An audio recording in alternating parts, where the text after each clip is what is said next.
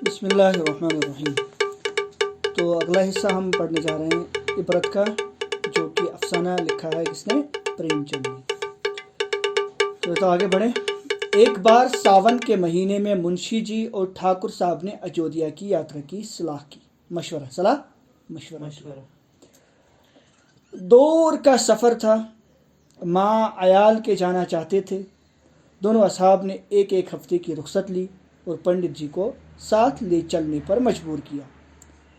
कह रहे हैं कि एक बार सावन किसको कहते हैं?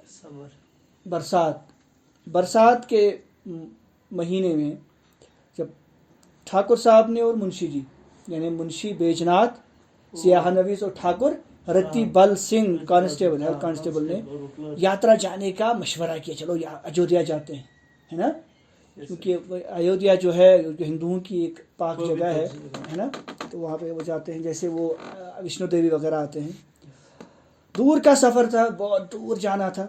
तो माँ अयाल के जाना चाहते। अयाल के मतलब यानी अपनी फैमिलीज के साथ। अयाल फैमिली, माँ का मतलब विथ फैमिलीज। माँ अहलो अयाल, माँ अयाल के जाना चाहते थे। दोनों असहाब ने एक एक हफ्ते की, तो दोनों ने आराम से उनको रुख्सत मिल गई, ठीक है, उनको लीव मिल गई उनको। और पंडित जी को साथ ले चलो। पंडित जी को कहा नहीं, तुम्हें भी चलना पड़ेगा हमारे साथ। मजबूर किया। ये धुबधुबे में थे और ये क्या थे? तज़ब्ज़ुब में थे। तज़ब्ज़ुब यानी जाऊँ कि ना जाऊँ, अभी मशवरा ही नहीं कर पा रहे थे। जाऊँ कि ना जाऊँ इसी में थे। कभी कह रहे थे जाऊँगा, कभी बोलते नहीं जाऊँगा, जाऊँ ना जाऊँ इसी में थे। लेकिन जब उन लोगों ने सफ़र खर्चा का जिम्मा लिया तब इनकार की गुंजाइश न रही। जब उन लोगों ने कहा चलो कोई बात नहीं, सफ़र का खर्चा हम उठा लेंगे, आप इस टेंशन में मत रहिए, लेकिन आपको चलना पड़ेगा हमारे साथ मास्टर जी। आप हमारे बच्चों की निगरानी करते हैं, ठीक है। बारह तब इनकार की गुंजाइश न रही। तब उन्होंने कहा चलो ठीक है, कोई मसला नहीं, मुफ्त का माल है ना। अयोध्या की यात्रा का ऐसा मौका पाकर क्यों कर रुकते? तो अयोध्या का चलो मौका मिल रहा है मुफ्त में जाने का, अयोध्या का वो मौका हाथ से क्यों जाने देंगे। बिल्हौर से 1 बजे रात को गाड़ी छोड़ती। तो बिल्हौर वहाँ करीब में ही एक स्टेशन था, जैसे होता है ना रेलवे स्टेशन, जैसे यहाँ है नवगाम में, इधर है कानिहामा में, तो इस तरह वो रेलवे स्टेशन था उनके नज़दीक में बिल्हौर। तो रात 1 बजे गाड़ी आती थी। मतलब रेलगाड़ी कब आती? गाड़ी से मुराद रेलगाड़ी तब निकलती थी वहाँ से। आसमान पर काली गठा छाई हुई थी। तो उस रोज़ जो है ना मौसम ख़राब था, तो आसमान पर क्या थे? काले काले बादल छाए हुए थे। इसीलिए सारे शाम ही स्टेशन पर आ गए। इसीलिए जल्दी से घर से निकले, कहीं बारिश ना हो जाए। बस शाम से पहले ही कहाँ आ गए? स्टेशन पे आ गए। यहाँ आज मेले के सबब बड़ी भीड़ थी। तो आज मेला था, अयोध्या जाने वाले थे सभी लोग, बहुत ज़्यादा भीड़ थी कहाँ? स्टेशन पर। जब गाड़ी आई तो धक्कम धक्का शुरू हुई। जब 1 बजे तक तो ये थक गए थे, जब गाड़ी आई तो धक्कम धक्का शुरू हुई। कोई उधर भाग रहा, कोई इधर भाग रहा, क्योंकि रेलवे स्टेशन पर तो ऐसा ही होता है। तो कोई आगे गया, कोई पीछे। तो इसलिए ये जो एक साथ जमात थी ना, तो एक साथ नहीं रह पाए, कोई आगे बढ़ा, कोई पीछे रह गया। पंडित जी और ठाकुर साहब आगे निकल गए। पंडित जी और ठाकुर यानी ठाकुर रत्ती बल सिंह हेड कांस्टेबल, और कौन? पंडित चंद्रधर यानी ये मास्टर जी, ये आगे निकल गए। मुंशी जी पीछे रह गए अपनी बीवी के साथ, ठीक है। इसी आफत में कौन किसका रास्ता देखता है। और जब ये प्लेटफॉर्म पे जब गाड़ियाँ आती है ना, तो कोई किसी को नहीं देखता, उधर से उधर भागम भाग शुरू हो जाती है। कौन किसका रास्ता, सिर्फ एक ही धुन होती है कि किसी तरह से हम रेल के अंदर जाए और अपनी सीट पकड़ लें, सीट मिल जाए हमें। अलग अलग डब्बों में जा बैठे। इसलिए क्या बैठ गए? अलग अलग डब्बों में, क्योंकि गाड़ी छूट सकती थी, उसमें ज़्यादा टाइम थोड़ी रुकती है वो। जिस कमरे में ठाकुर और पंडित जी घुसे ना, उसमें सिर्फ 4 आदमी थे। तो जिस डब्बे में वो चढ़ने में कामयाब हुई, क्योंकि वो बहुत आगे निकल गए, वो डब्बा खाली था, उसमें सिर्फ पूरे डब्बे में 4 ही आदमी थे। उनमें 2 बैठे थे। 2 क्या थे? ऐसे बैठे हुए थे बड़े आराम से, और 2 लेटे हुए थे। 2 और जगह लेट गए थे। ठाकुर साहब ने एक आदमी से करख्त लहजे में कहा। ठाकुर साहब जो थे ना, पंडित, ये क्या नाम इसका, ये हेड कांस्टेबल रत्ती बल सिंह, उसने करख्त लहजे, बड़े ज़बरदस्त गुस्से वाले लहजे में कहा, उठ बैठो जी, देखते नहीं हम लोग खड़े हैं, अभी तक आप सो रहे हैं, बैठे खड़े हो जाओ, मैं खड़ा हूँ यहाँ पे। उसको लग रहा है पुलिस वाला है ना। मुसाफिर लेटे बोला, क्यों उठ बैठे जी, कुछ तुम्हारे बैठने का ठेका लिया है? क्या बोल रहे हो? ठाकुर साहब, क्या हमने किराया नहीं दिया है? हमने भी तो किराया दिया है, तुम लेट रहे हो या पूरी सेट बैठ के? मुसाफिर, जिसे किराया दिया हो उससे जाकर जगह मांगो, जाओ, उसको किराया दिया उससे जगह, मुझे मत बोलो यहाँ पे। ठाकुर, जरा होश से बातें करो। इस डब्बे में 10 आदमियों के बैठने का हुक्म है, तुम तो 4 ही बैठो यहाँ पे, इस पे 10 लोगों को बैठने के लिए कहा गया है। मुसाफिर ने वापस कहा, ये थाना नहीं है, जरा जबान संभाल कर बात कीजिए। ठाकुर ने गौर से देखकर पूछा, तुम कौन हो? तुम्हें कैसे पता है कि मैं थाने से मेरा क्या ताल्लुक है? तुम कैसे जानते? मुसाफिर, हम वही है जिस पर आपने खुफिया फरोशी का इल्ज़ाम लगाया था। जिस पर आपने क्या लगाया था इल्ज़ाम? चोरी का इल्ज़ाम लगाया था।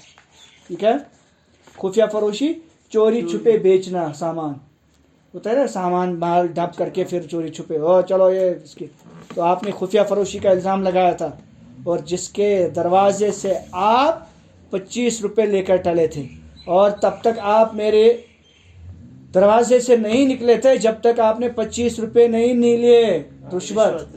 ठीक है। ठाकुर, आहा, अब पहचाना मैंने, मगर मैंने तो रियायत की थी, मैंने तो बहुत कम लिया था आपसे। अगर चालान कर देता ना तो तुम तो सजायाब हो जाते, तू तो जेल में सड़ रहा होता इस वक्त अगर मैं चालान कर देता, कि मैंने तो सिर्फ 25 रुपये लेके छोड़ दिया। मुसाफिर, मैंने भी तुम्हारी रियायत के साथ बात की है, मैं तुम्हारे साथ रियायत कर रहा हूँ। अगर धकेल देता ना तो गाड़ी से नीचे चले जाता, इसलिए मैं भी रियायत कर रहा हूँ। मैं भी तुमसे कुछ नहीं कर रहा हूँ, सिर्फ बोल रहा हूँ ज़बान से, वरना मैं अगर धक्का दूंगा ना रेलगाड़ी से नीचे चले जाओगे। दूसरा लेटा हुआ मुसाफिर जोर से कह मारकर हंसा और बोला, हा हा हा हा हा, क्यों जनाब दोरागा जी, मुझे क्यों नहीं उठाते? मैं तो लेटा हुआ, मुझे भी बोलो उठो। ठाकुर साहब गुस्से से लाल हो रहे थे, लाल पीले हो रहे थे, मगर उस वक्त बुरे फंसे थे, कुछ नहीं कर सकते थे। हालांकि वो मजबूत आदमी थे। कौन? ठाकुर साहब। ठाकुर प्रतिबल सिंह बड़ा हट्टा कट्टा चौड़ा था, मगर वो दोनों भी कवि हैकल थे, वो भी बड़े देव जैसे बड़े जिस्म वाले थे, सख्ती से काम न निकलते थे। आपने देखा कि यार मेरे इस करख्त लहजे से बात नहीं बन रही है, ठीक है, मुलायमियत से बोला, आप कोई बात नहीं, नरमी से बोला, अरे कोई बात नहीं, आप तो अपने ही हैं, चलो आप जगह छोड़ो, कोई मसला नहीं है, सब एक ही है, तुम ही उठ जाओ, अब आप ही उठ जाओ ना। उन्होंने बोला ठीक है, तुम ही उठ जाओ, संदूक बेंच पर रखा है,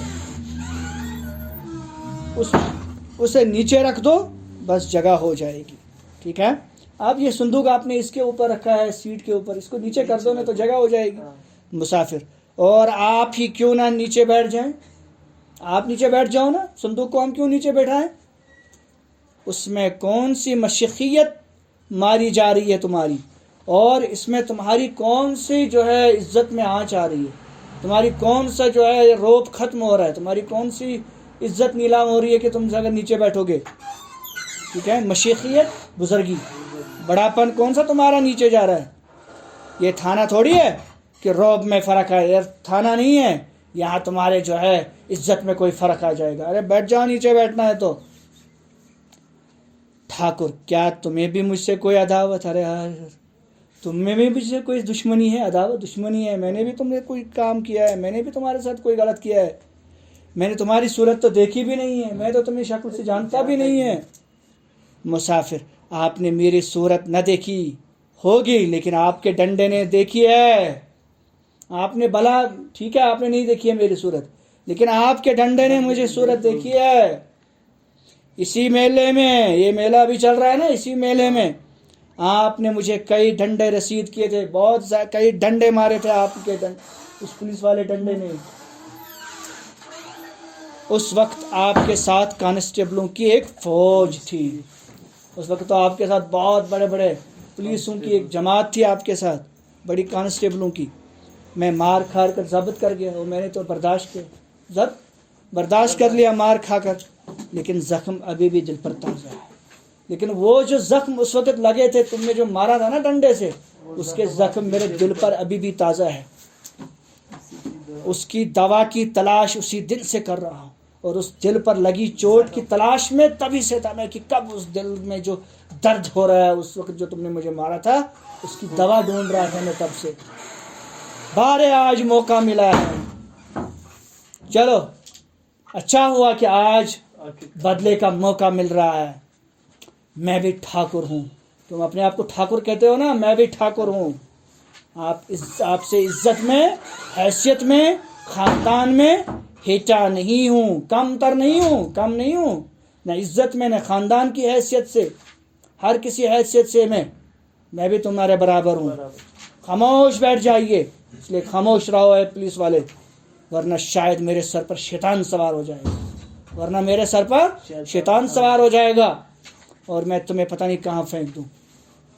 पंडित जी अब तक खामोश थे। कौन पंडित जी? वो जो मास्टर जी इसके साथ में देख रहा था क्या हो रहा है, दिल में कांप रहे थे। अब दिल में ये भी बेचारे बहुत ज्यादा डर रहे थे कि कहीं मार पीट ना हो जाए तो गेहूं के साथ घुन भी पिस जाए।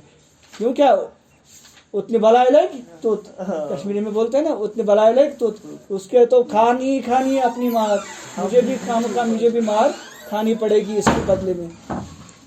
इसके साथ साथ मौका पाकर ठाकुर साहब को समझाया। ठाकुर ने तराह देने में खैर समझी, तो ठाकुर साहब ने क्या किया, उसको छोड़ देने में, इग्नोर करने में ही क्या समझी, अपनी आफियत समझे। जो ही तीसरा स्टेशन आया, उन्होंने इस कमरे से बीवी बच्चों को निकाला।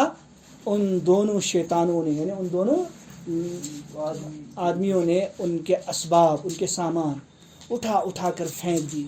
जब ठाकुर साहब गाड़ी से उतरने लगे तो एक ने उन्हें ऐसा धक्का दिया कि बेचारे औंधे मुंह प्लेटफॉर्म पर गिर पड़े, लात मारी पीछे से। गार्ड से फरियाद करने दौड़े थे, फिर जाके वहाँ पे पुलिस वाले को जल्दी से बुलाने लगे कि इतने में इंजन ने सीटी मार दी और जाकर अपनी जगह बैठ गए। और इस तरह से वो जाकर फिर अपनी जगह बैठ